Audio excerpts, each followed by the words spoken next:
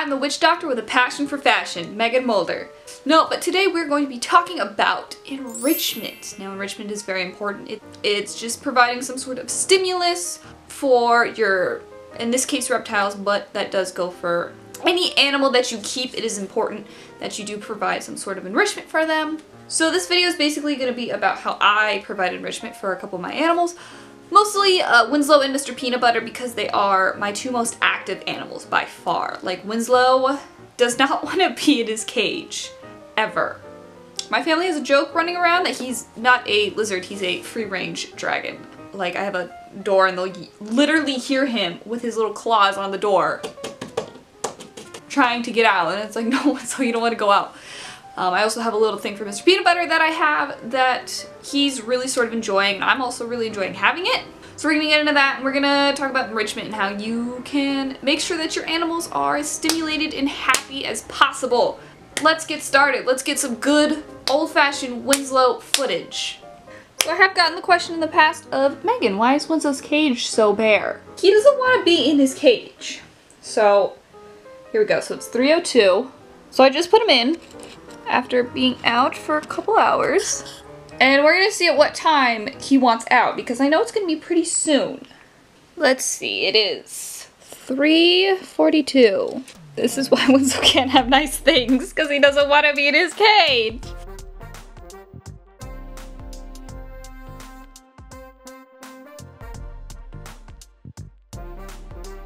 Alright, now we can see that Winslow is perfectly fine.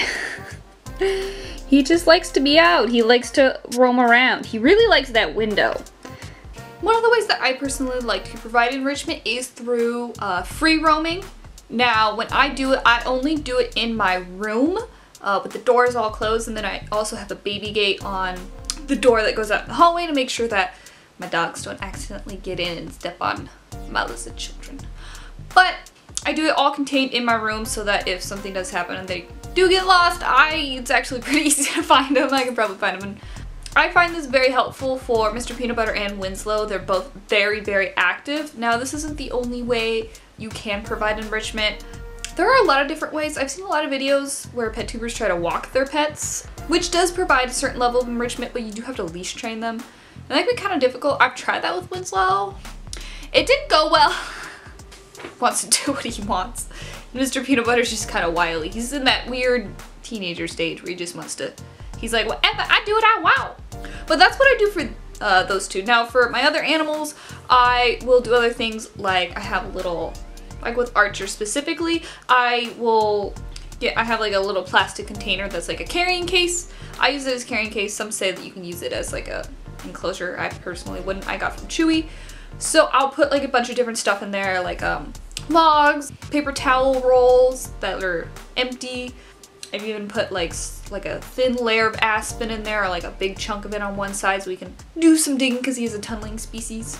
And I'll do that for him and let him kind of be in a different environment for about an hour, and then put him back in his normal cage. For Ms. Bean, Ms. Bean sometimes wants to come out. Now, usually when I touch her, she just kind of looks at me like, why did you touch me? Did I say you could touch me? I don't remember saying you could touch me. But usually what I do with her is I'll like move stuff around, get her a new hide, do a little bit of other stuff, because some animals don't want to be messed with. They want to stay in their cage, which is fine. Also with JJ, I do the same thing where I sort of add things, take things out, move things around so that it does stay a little bit more interesting for them, but I don't have to stress them out, because there is a line between that.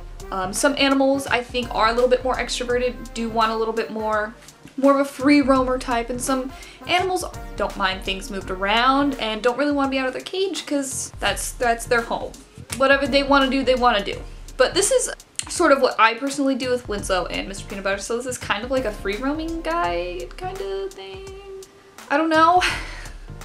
I just wanted to make a video on enrichment because I think it's important. Also, I got something very special and needed an excuse to finally buy it, and I did. Oh, y'all are in for a treat. Honestly, I think this is so important, because this is one of the reasons why I don't have a lot of animals, because I'm not gonna lie, like if I'm conscious or home, Winslow takes up like 70% of my time. Like, needs to be out, like wants attention, needs to be in, like he will harass Mr. Peanut Butter. I have to cover Mr. Peanut Butter's cage with a blanket so Winslow doesn't harass him. He needs to be in everything. I can't get I want a blue tongue skink, but Winslow comes first. Okay, I need to focus on Winslow, but usually when Winslow goes to sleep, Mr. Peanut Butter's up. So that's kind of how I juggle it. I juggle it pretty well. Mr. Peanut Butter doesn't want to be out as much as Winslow. Hopefully it stays that way. Yeah, I think this is very important when it comes to care, especially when you do get into the higher number of pets. You do have to make sure that they all have time, or you have the energy, or you have the time to provide them with proper enrichment so that their lives are healthy and happy. Because they're not like dogs or anything like that. Like they don't really play. Personally, I've seen like blue-tongued skinks that play. I've never seen a bearded dragon that does, or a leopard gecko. And I can't really take them on walks because my neighborhood has a horrible like fire ant problem, which is poisonous to bearded dragons. Also, I have giant crows. Like I have crows that are bigger than small dogs. It's ridiculous, so I can't like take them outside very much. I had to get creative, which we know, judging by this eyeliner, I'm very creative. Alright, now I know what you're thinking, Megan. You know, a big room is fine for a small spiky potato like Winslow, but what about a little guy? What about our little friend, Mr. Peanut Butter? Do I have something special for you? So I bought something for Mr. Peanut Butter, and I made something for him that's very special to help give him that free roaming ability while he's still kind of small. I can lose him kind of easily because he is so tiny. However, when he's older, maybe he can free roam as freely as Winslow. Only time will tell, but it's time for the surprise. Or will there be a cliffhanger? Ooh, the drama. Our peanut butter boy, yeah. So what's the surprise, Megan? What is this big hoopla that you're making about something that's so great for this little guy? This! The Great Wall of Peanut Butter. Ooh. Ooh, ah. So this is what it actually is. It is actually an exercise pen for a rabbit. Because hopefully if you've learned anything from this channel, it's that the reptile industry is trying to scam you, because Zoo Med would completely paint this black, put a lizard on it, and then charge $100. But this was only $50 with the PetSmart price match with the website. So Mr. Peanut Butter, he knows. Alright, let's get him out before he starts scaling the walls. And here we have our little Mr. Peanut Butter. So he can get out right now. I usually line the bottom with like shoe boxes and stuff like that so he can't get out. Because he can't climb, but he can fit through the bars right now. But I wouldn't worry about that for much longer, because I have a tendency to make my geckos quite thick. He's already looking for a way out. Alright, we gotta go real quick. Here we are, the Great Wall of Peanut Butter, fortified to make sure that Mr. Peanut Butter stays in. Mr. Peanut Butter actually really likes to be in the closet, no metaphor there. Yeah, this is just a really great way where if I'm editing or something like that where I'm in the room and I worry about him getting out, I can just look in this area and find him within like 5 minutes. Bye. I guess he didn't want to be interviewed anymore. Now, I would not recommend this for a bearded dragon. They can climb it. That's why Winslow is in his cage right now, because Mr. Peanut Butter's out. I don't want them fighting or anything like that, so Winslow does have to stay in his cage until Mr. Peanut Butter goes back in his cage. But I wouldn't recommend it for them because they are very skilled climbers. Leopard geckos, not so much. They have those itty bitty legs. Winslow, you can come out when Mr. Peanut Butter's done. You get to come out like all the time.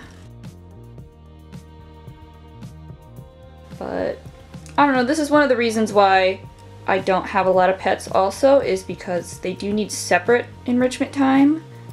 Just because I don't want one of them hurting the other one or accidentally mating if I have Miss Bean and Mr. Peanut Butter out.